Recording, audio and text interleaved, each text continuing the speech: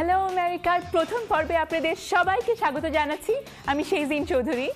প্রতি সপ্তাহে আপনাদের জন্য নিয়ে আসবো আমেরিকা থেকে বিভিন্ন খবরাখবর। আমেরিকার মানুষ কেমন আছেন, এখানকার বাংলাদেশিরা ভালো আছেন তো? বিশেষ কিছু প্রতিবেদন দিয়ে সাজিয়েছি আজকের অনুষ্ঠান। আজ দেখবেন একটি সফল কম্পিউটার প্রশিক্ষণ কেন্দ্রের গল্প, শুনবেন গায়িকা আরমিন মুসার গান।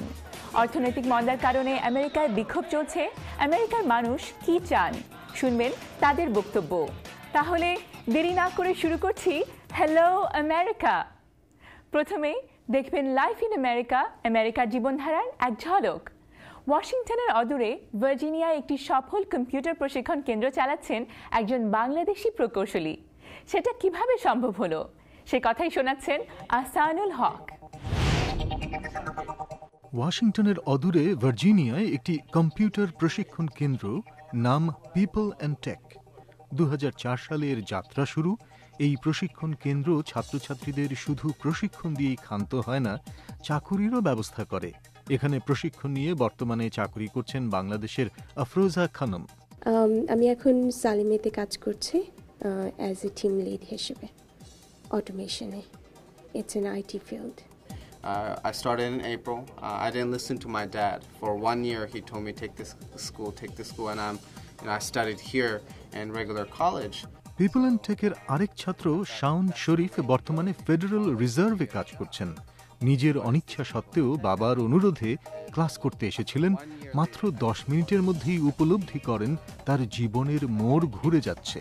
For 10 minutes sitting down, that was the changing point in my life. এই প্রতিষ্ঠানের প্রতিষ্ঠাতা এবং প্রধান নির্বাহী আবু বকর হানিফ। আমি স্টুডেন্ট ভিসায় এসেছি, পড়াশোনা করার জন্য আমেরিকাতে এসেছি। এসে দেখি যে আমার রুমমেট এবং আরও অন্যান্য যারা বাংলাদেশি আগে এসেছেন ম্যাক্সিমামই অড জব করছেন।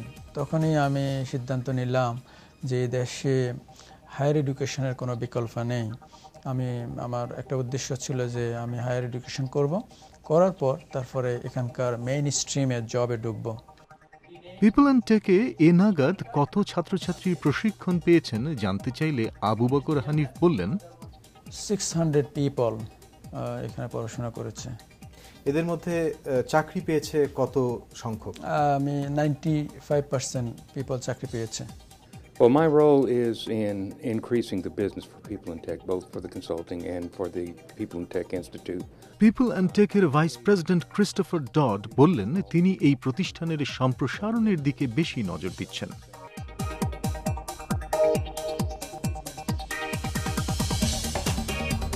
আবু বকর হানিফের সাফল্যের পেছনে একটি বড় ভূমিকা রেখে চলেছেন তার স্ত্রী ফারহানা হানিফ।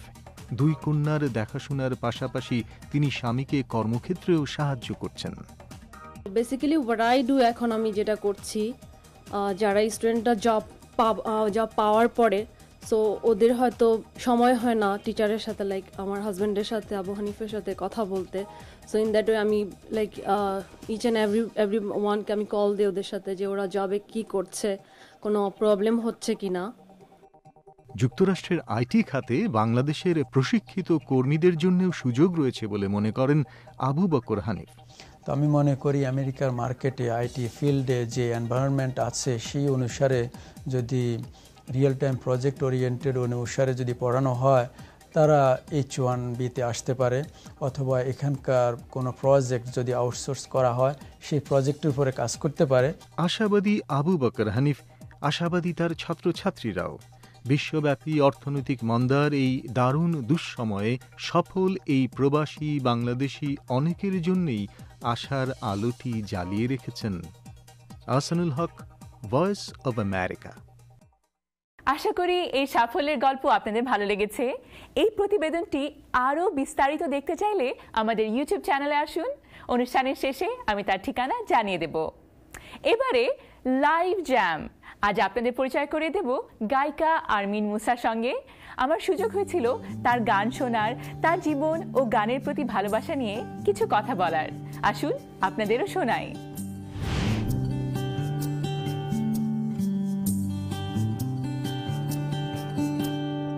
আমাদের নতুন গানে গেয়ে যাই তোরাও চল, কানে কানে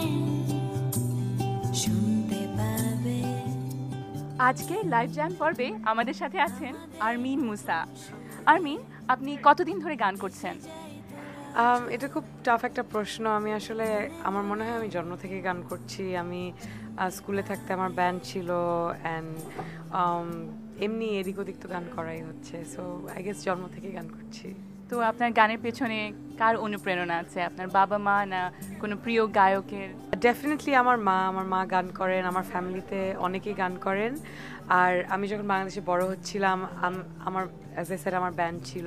আমাদের সাথে বাপ্পা মজুমদার, হাবিব, অর্ণব, ওনারা সবাই নতুন জেনারেশন বাংলা মিউজিক শুরু করছিলেন। সো ওনাদের থেকেই অনেক কিছু শেখা, সব কিছু মিলিয়ে আর কি অনেক এনকারেজমেন্ট পেয়েছি। আর এখন এখানে আছি, গান করছি। আপনি কি এখন কোনো অ্যালবামের উপর কাজ করছেন? আমি আর আমার বন্ধু রুশো মান্নান আমরা একটা ইলেকট্রনিক আর বাংলা মিলিয়ে একটা অ্যালবাম করছি এবং আমি আমার সেকেন্ড সোলো অ্যালবামের কাজ করছি। আরমিন মুসা তার গানের মাধ্যমে কিছু বলতে চান, নাকি গান ভালোবাসেন তাই গান করছেন? আসলে আমি ওরকম কোনো শিল্পী না যে আমি কাউকে কিছু বলতে পারবো। আমি ডেফিনেটলি গান ভালোবাসি বলেই গান করছি। যদি কেউ ওখান থেকে কোনো মেসেজ পায় তাহলে আমি খুবই খুশি হব। Definitely the aim of my life is to make good music and to reach people. এরপর তার প্রিয় একটি গান শোনালেন আরমিন মুসা।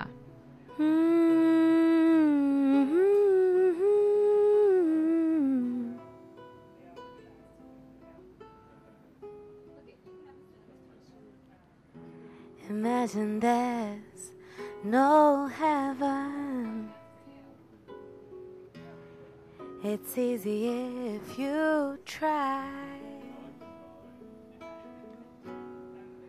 No hell below us. Above us only sky. Imagine all the people. Washington ডিসির এই অনুষ্ঠানে আরমিন মুসার কণ্ঠে জন লেননের সেই বিখ্যাত গান শুনে অনেকেই মুগ্ধ হয়েছিলেন। আশা করি আপনাদেরও ভালো লেগেছে।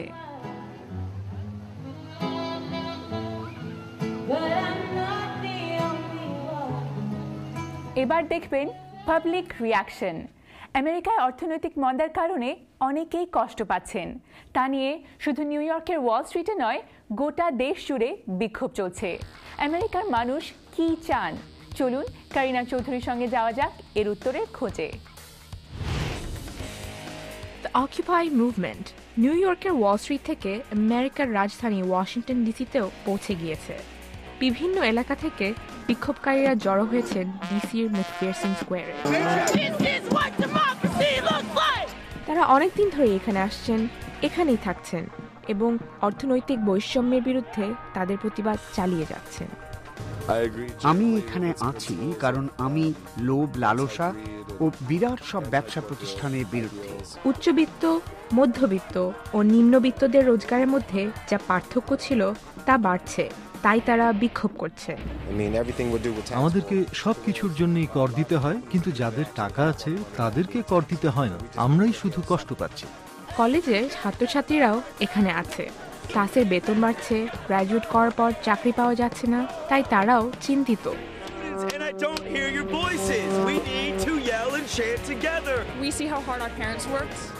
আমরা দেখি আমাদের বাবা মা কত কষ্ট করে এই অবস্থানে এগিয়ে এসেছেন, আর আমরা ভাবি আমাদের ছেলেমেয়েরা কি তা করতে পারবে? টমাস মর্গ্যান পেনসিলভেনিয়ায় পড়াশোনা করছিল। বেতন দিতে না পারায় সে পড়া শেষ করতে পারছে না। এই তরুণ বয়সীরা ইউরোপ ও এশিয়ার সাম্প্রতিক আন্দোলন থেকে উৎসাহ পেয়েছে। আমেরিকার নাগরিক অধিকার আন্দোলন এবং ভিয়েতনামের যুদ্ধ তাদেরকে অনুপ্রেরণা যোগায়। আমরা আমাদের নিজ সত্তা, নিজেদের চিন্তাধারা তুলে ধরতে চাই, যার গুরুত্ব 60 ও 70-এর দশক, এমনকি 20-এর দশকের পর দেশের মানুষ ভুলে গিয়েছিল। সারা বিশ্বের মানুষ রুখে দাঁড়াচ্ছে, আমরা জানি। সামাজিক যোগাযোগের মাধ্যমে তা হচ্ছে। ফেসবুক এবং টুইটারের মতো সামাজিক যোগাযোগ মাধ্যম নিউ ইয়র্ক থেকে এই আন্দোলন দেশের অন্যান্য রাজ্যে ছড়িয়ে দিয়েছে। দেশের কিছু কিছু জায়গায় হানাহানি বাড়ছে, কিন্তু বেশিরভাগ জায়গায় শান্তিপূর্ণভাবে বিক্ষোভ চলছে। ওয়াশিংটন ডিসির এই বিক্ষোভকারীদের মধ্যে অনেকেই এখানে তাঁবু খাটিয়ে থাকছেন। I live out here. I stay at the Tunnel of Love over there, the Tunnel of Love tent. এই বিক্ষোভকারীরা এখানে কয়েক সপ্তাহ ধরে থাকছেন। অনেকেই আশাবাদী যে তাদের আন্দোলন সফল হবে। আমি আশাবাদী। আমরা এখানে এসেছি, এই বিষয়ে আলোচনা করছি। সঠিক তথ্য খুবই গুরুত্বপূর্ণ। আমাদের পাশ দিয়ে গাড়ি যাচ্ছে, মানুষ দেখছে, শুনছে। আমরা যতদিন সফল না হই ততদিন এখানেই থাকবো। দেখতেই পাচ্ছেন আমার পেছনে অনেক ধরনের মানুষ রয়েছে, তাদের মধ্যে অনেকেই ক্লান্ত, কিন্তু তারা বলছেন তারা তাদের প্রতিবাদ চালিয়ে যাবে। Kareena Chowdhury, voice of America. এই ছিল হ্যালো আমেরিকার প্রথম পর্ব। কেমন লেগেছে আমাদেরকে জানাতে ভুলবেন না। আমাদের ওয়েবসাইটের ঠিকানা www.voanews.com/bangla, আমাদের ইমেলের ঠিকানা helloamerica@voanews.com, ইউটিউবে আমাদের ভিডিও দেখতে পাবেন VOA বাংলা চ্যানেলে। আর আমরা এখন ফেসবুকেও আছি, VOA বাংলা ফেসবুক ফ্যান পেজে আসুন, আমাদেরকে ইমেল করুন, চিঠি পাঠান, আর এভাবে হয়ে যান VOA বাংলা পরিবারের অংশ। আগামী সপ্তাহে আবার দেখা হবে। আজ এখানেই বিদায় নিচ্ছি। আমি শেজিন চৌধুরী, ভয়েস অফ আমেরিকা।